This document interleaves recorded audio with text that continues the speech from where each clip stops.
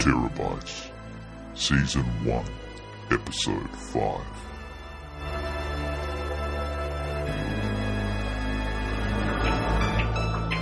The Monkey's Paw by W. W. Jacobs. Without, the night was cold and wet, but in the small parlour of Laburnum Villa the blinds were drawn and the fire burned brightly. Father and son were at chess. The former, who possessed ideas about the game involving radical chances, putting his king into such sharp and unnecessary perils that it even provoked comment from the white-haired old lady knitting placidly by the fire. "Hark at the wind," said Mr. White, who, having seen a fatal mistake after it was too late, was amiably desirous of preventing his son from seeing it. "I'm listening," said the latter, grimly surveying the board as he stretched out his hand. "Check." "I should hardly think that he has come tonight," said his father, with his hand poised over the board. "Mate," replied the son. "That's the worst of living so far out," bawled Mr. White with sudden and unlooked-for violence. "Of all the beastly, slushy, out-of-the-way places to live in, this is the worst. Paths are bog, and the roads are torrent. I don't know what people are thinking about. I suppose because only 2 houses in the road are let, they think it doesn't matter." "Never mind, dear," said his wife, soothingly. "Perhaps you'll win the next one." Mr. White looked up sharply, just in time to intercept a knowing glance between mother and son. The words died away on his lips, and he hid a guilty grin in his thin grey beard. "There he is," said Herbert White, as the gate banged too loudly and heavy footsteps came toward the door. The old man rose with hospitable haste, and opening the door was heard condoling with the new arrival. The new arrival also condoled with himself, so that Mrs. White said, "Tut, tut," and coughed gently as her husband entered the room, followed by a tall, burly man, beady of eye and rubicund of visage. "Sergeant Major Morris," he said, introducing himself. The sergeant major took hands and, taking the proffered seat by the fire, watched contentedly as his host got out whisky and tumblers and stood a small copper kettle on the fire. At the third glass his eyes got brighter, and he began to talk, the little family circle regarding with eager interest this visitor from distant parts as he squared his broad shoulders in the chair and spoke of wild scenes and doughty deeds, of wars and plagues and strange peoples. 21 years of it," said Mr. White, nodding at his wife and son. "When he went away he was a slip of a youth in the warehouse. Now look at him." "He don't look to have taken much harm," said Mrs. White politely. "I'd like to go to India myself," said the old man, "just to look around a bit, you know." "Better where you are," said Sergeant Major, shaking his head. He put down the empty glass and, sighing softly, shook it again. "I should like to see those old temples and fakirs and jugglers," said the old man. "What was it that you started telling me the other day about a monkey's paw or something, Morris?" "Nothing," said the soldier hastily. "Leastways, nothing worth hearing." "Monkey's paw?" said Mrs. White curiously. "Well, it's just a bit of what you might call magic, perhaps," said the sergeant major offhandedly. His 3 listeners leaned forward eagerly.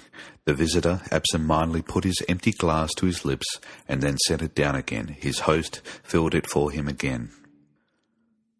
"To look at," said the sergeant major, fumbling in his pocket, "it's just an ordinary little paw dried to a mummy." He took something out of his pocket and proffered it. Mrs. White drew back with a grimace, but her son, taking it, examined it curiously. "And what is there special about it?" inquired Mr. White as he took it from his son and, having examined it, placed it upon the table. "It had a spell put on it by an old fakir," said the sergeant major. "A very holy man. He wanted to show that fate ruled people's lives, and that those who interfered with it did so to their sorrow. He put a spell on it so that 3 separate men could each have 3 wishes from it. His manners were so impressive that his hearers were conscious that their light laughter had jarred somewhat. "Well, why don't you have 3, sir?" said Herbert White, cleverly. The soldier regarded him the way that Middle Age is wont to regard presumptuous youth. "I have," he said quietly, and his blotchy face whitened. "And did you really have 3 wishes granted?" asked Mrs. White. "I did," said the Sergeant Major, and his glass tapped against his strong teeth. "And has anybody else wished?" persisted the old lady. "The first man had 3 wishes, yes," was the reply. "I don't know what the first 2 were, but the third was for death. That's how I got the paw." His tones were so grave that a hush fell upon the group.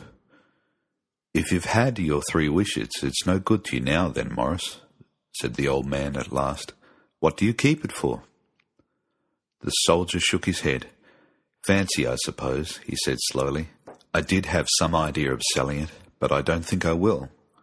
It has caused me enough mischief already. Besides, people won't buy. They think it's a fairy tale, some of them, and those who do think anything of it want to try it first and pay me afterward." "If you could have another 3 wishes," said the old man, eyeing him keenly, "would you have them?" "I don't know," said the other. "I don't know." He took the paw and, dangling it between forefinger and thumb, suddenly threw it upon the fire. White, with a slight cry, stooped down and snatched it off. "Better let it burn," said the soldier solemnly. "If you don't want it, Morris," said the other, "give it to me." "I won't," said his friend doggedly. "I threw it on the fire. If you keep it, don't blame me for what happens. Pitch it on the fire like a sensible man." The other shook his head and examined his possession closely. "How do you do it?" he inquired. "Hold it up in your right hand and wish aloud," said the Sergeant Major, "but I warn you of the consequences." "Sounds like the Arabian Nights," said Mrs. White as she rose and began to set the supper. "Don't you think you might wish for 4 pairs of hands for me?" Her husband drew the talisman from his pocket, and all 3 burst into laughter, as the Sergeant Major, with a look of alarm on his face, caught him by the arm. "If you must wish," he said gruffly, "wish for something sensible." Mr. White dropped it back in his pocket, and placing chairs, motioned his friend to the table. In the business of supper, the talisman was partly forgotten, and afterward the 3 sat listening in an enthralled fashion to a second instalment of the soldier's adventures in India. "If the tale about the monkey's paw is not more truthful than those he has been telling us," said Herbert, as the door closed behind their guest, just in time to catch the last train, "we shan't make much of it." "Did you give anything for it, father?" inquired Mrs. White, regarding her husband closely. "A trifle," said he, colouring slightly. "He didn't want it, but I made him take it, and he pressed me again to throw it away." "Likely," said Herbert with pretended horror. "Why, we're going to be rich and famous and happy. Wish to be an emperor, father, to begin with, then you can't be henpecked." He darted around the table, pursued by the malign Mrs. White, armed with an antimacassar. Mr. White took the paw from his pocket and eyed it dubiously. "I don't know what to wish for, and that's a fact," he said slowly. "It seems to me I've got all I want." "If you only cleared the house, you'd be quite happy, wouldn't you?" said Herbert, with his hand on his shoulder. "Well, wish for £200 then. That'll just do it." His father, smiling shamefacedly at his own credulity, held up the talisman as his son, with a solemn face, somewhat marred by a wink at his mother, sat down and struck a few impressive chords. "I wish for £200, said the old man distinctly. A fine crash from the piano greeted his words, interrupted by a shuddering cry from the old man. His wife and son ran toward him. "It moved," he cried, with a glance of disgust at the object as it lay on the floor. "As I wished, it twisted in my hand like a snake." "Well, I don't see the money," said his son, as he picked it up and placed it on the table, "and I bet I never shall." "It must have been your fancy, father," said his wife, regarding him anxiously. He shook his head. "Never mind, though. There's no harm done, but it gave me a shock all the same." They sat down by the fire again while the two men finished their pipes.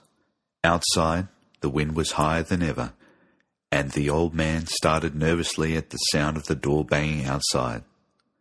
A silence unusual and depressing settled on all three, which lasted until the old couple rose to retire for the rest of the night. "I expect you'll find cash tied up in a big bag in the middle of your bed," said Herbert, as he bade them good night, "and something horrible squatting on top of your wardrobe, watching you as you pocket your ill-gotten gains." He sat alone in the darkness, gazing at the dying fire, and seeing faces in it. The last was so horrible and so simian that he gazed at it in amazement. It got so vivid that, with a little uneasy laugh, he felt on the table for a glass containing a little water to throw over it.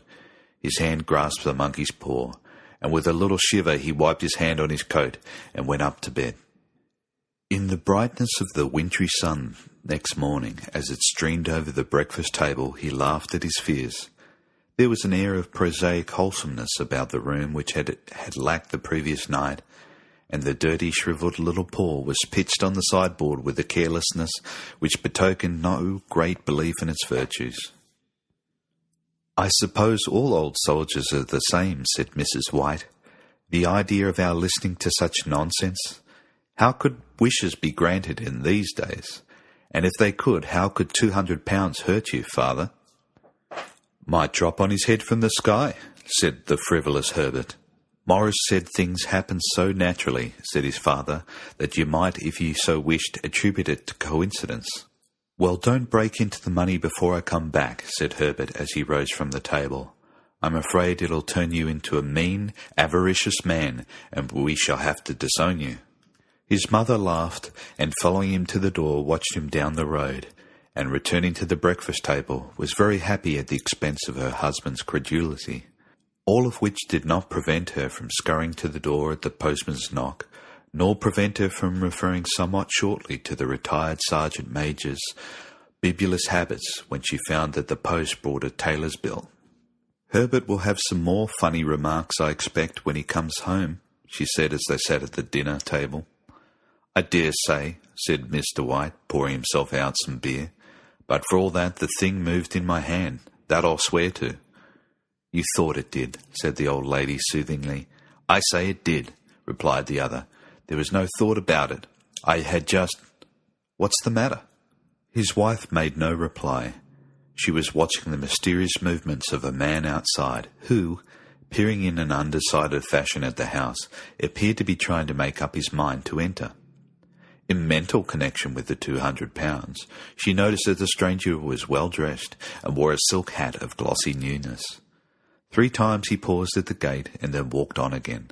The 4th time he stood with his hand upon it, and then with a sudden resolution flung it open and walked up the path. Mrs. White at the same moment placed her hands behind her and hurriedly unfastened the strings of her apron and put that useful article of apparel beneath the cushion of her chair. She brought the stranger, who seemed ill at ease, into the room. He gazed at her furtively, and listened in a preoccupied fashion as the old lady apologized for the appearance of the room and her husband's coat, a garment which he usually reserved for the garden. She then waited as patiently as her sex would permit for him to broach his business, but he was at first strangely silent. "I was asked to call," he said at last, and stooped and picked a piece of cotton from his trousers.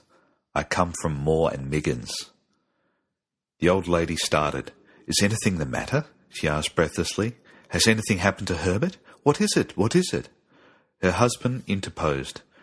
There, mother," he said hastily. "Sit down and don't jump to conclusions. You've not brought bad news, I'm sure, sir," and eyed the other wistfully. "I am sorry," began the visitor. "Is he hurt?" demanded the mother wildly. The visitor bowed in assent. "Badly hurt," he said quietly, "but he is not in any pain." "Oh, thank God," said the old woman, clasping her hands. "Thank God for that. Thank—" She broke off as the sinister meaning of this assurance dawned on her, and she saw the awful confirmation of her fears in the other's averted face. She caught her breath and, turning to her slower-witted husband, laid her trembling hand on his. There was a long silence. "He was caught in the machinery," said the visitor at length in a low voice. "Caught in the machinery," repeated Mr. White in a dazed fashion. He sat staring out the window, and taking his wife's hand between his own, pressed it as he had been wont to do during their early days of their courting 40 years before. "He was the only one left to us," he said, turning gently to the visitor. "It is hard." The other rising and walking slowly towards the window. "The firm wishes me to convey their sincere sympathy with you in your great loss," he said, without looking round. "I beg that you will understand I am only their servant and merely obeying orders." There was no reply. The old woman's face was white, her eyes staring, and her breath inaudible. On the husband's face was a look such as his friend the sergeant might have carried in his first action.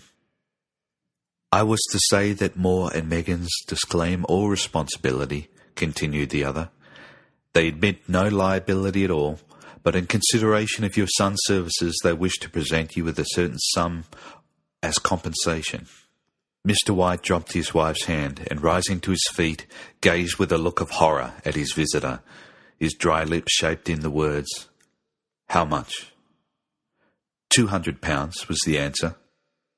Unconscious of his wife's shriek, the old man smiled faintly, put out his hands like a sightless man, and dropped a senseless heap to the floor.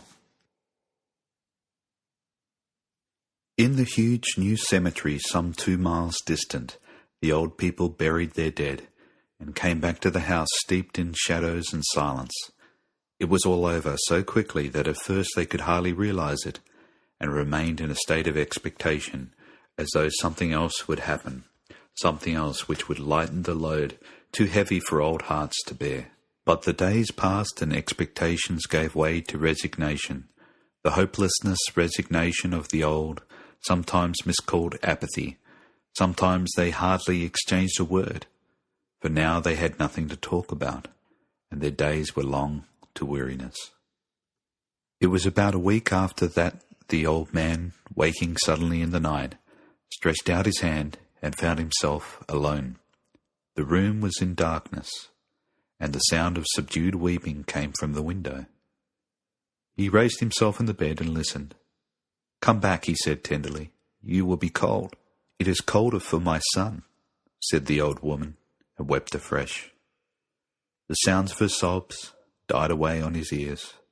The bed was warm and his eyes heavy with sleep. He dozed fitfully and then slept until a sudden wild cry from his wife awoke him with a start. "The paw!" she cried wildly. "The monkey's paw!" He started up in alarm. "Where? Where is it? What's the matter?" She came stumbling across the room toward him. "I want it," she said quietly. "You've not destroyed it?" "It's in the parlour on the bracket," he replied, marvelling. "Why?" She cried and laughed together, and bending over, kissed his cheek. "I only just thought of it," she said hysterically. "Why didn't I think of it before? Why didn't you think of it?" "Think of what?" he questioned. "The other 2 wishes," she replied rapidly. "We've only had one." "Was not that enough?" he demanded fiercely. "No," she cried triumphantly. "We'll have one more. Go down and get it quickly and wish our boy alive again." And sat in bed and flung the bedclothes from his quaking limbs. "Good God, you are mad," he cried aghast. "Get it," she panted. "Get it quickly and wish. Oh, my boy, my boy." Her husband struck a match and lit the candle. "Get back to bed," he said unsteadily. "You don't know what you are saying." "We had the first wish granted," said the old woman feverishly. "Why not the second?" "A coincidence," stammered the old man. "Go get it and wish," cried his wife, quivering with excitement. The old man turned and regarded her, and his voice shook. "He has been dead 10 days, and besides I would not tell you else, but I could only recognize him by his clothing. If he was too terrible for you to see, then how now?" "Bring him back," cried the old woman, and dragged him towards the door. "Do you think I fear the child I have nursed?" He went down in the darkness, and found his way to the parlour, and then to the mantelpiece. The The talisman was in its place, and a horrible fear that the unspoken wish might bring his mutilated son before him, before he could escape from the room, seized upon him. And he caught his breath as he found that he had lost the direction of the door. His brow cold with sweat, he felt his way round the table and groped along the wall until he found himself in the small passage with the unwholesome thing in his hand. Even his wife's face seemed changed as he entered the room. It was white and expectant, and to his fears seemed to have an unnatural look upon it. He was afraid of her. "Wish!" she cried in a strong voice. "It is a foolish and wicked," he faltered. "Wish," repeated his wife. He raised his hand. "I wish my son alive again." The talisman fell to the floor, and he regarded it fearfully. Then he sank trembling into a chair as the old woman with burning eyes walked to the window and raised the blind. He sat until he was chilled with the cold, glancing occasionally at the figure of the old woman peering through the window. The candle end which had burned below the rim of the china candlestick was throwing pulsating shadows on the ceiling and walls, until with a flicker larger than the rest it expired. The old man, with an unspeakable sense of relief at the failure of the talisman, crept back to bed, and a minute afterward the old woman came silently and apathetically beside him. Neither spoke, but sat silently listening to the ticking of the clock. A stair creaked, and a squeaky mouse scurried noisily through the wall. The darkness was oppressive, and after lying for some time screwing up his courage, he took the box of matches and, striking one, went downstairs for a candle. At the foot of the stairs the match went out, and he paused to strike another, and at the same moment a knock came so quiet and stealthy as to be scarcely audible, sounded on the front door. The matches fell from his hand and spilled in the passage. He stood motionless, his breath suspended, until the knock was repeated. Then he turned and fled swiftly back to his room and closed the door behind him. A third knock sounded through the house. "What's that?" cried the old woman, starting up. "A rat," said the old man in shaking tones. "A rat. It passed me on the stairs." His wife sat up in bed and listened. A loud knock resounded through the house. "It's Herbert!" She ran to the door, but her husband was before her, and catching her by the arm, held her tightly. "What are you going to do?" he whispered hoarsely. "It's my boy, it's Herbert," she cried, struggling mechanically. "I forgot it was 2 miles away. What are you holding me for? Let go. I must open the door." "For God's sake, don't let it in," cried the old man, trembling. "You're afraid of your own son?" she cried, struggling. "Let me go. I'm coming. Herbert, I'm coming." There was another knock and another. The old woman, with a sudden wrench, broke free and ran from the room. Her husband followed to the landing and called after her, appealing as she hurried downstairs. He heard the chain rattle back and the bolt drawn slowly and stiffly from the socket. Then the old woman's voice, strained and panting. "The bolt," she cried loudly. "Come down, I can't reach it." But her husband was on his hands and knees, groping wildly on the floor in search of the paw. If only he could find it before the thing outside got in. A perfect fusillade of knocks reverberated through the house, and he heard the scraping of a chair as his wife put it down in the passage against the door. He heard the creaking of the bolt as it came slowly back, and at the same moment he found the monkey's paw, and frantically breathed his third and last wish. The knocking ceased suddenly. Although the echoes of it were still in the house, he heard the chair drawn back and the door opened. A cold wind rushed up the staircase, and a long loud wail of disappointment and misery from his wife gave him the courage to run down to her side, and then to the gate beyond. The street lamp flickering opposite shone on a quiet and deserted road.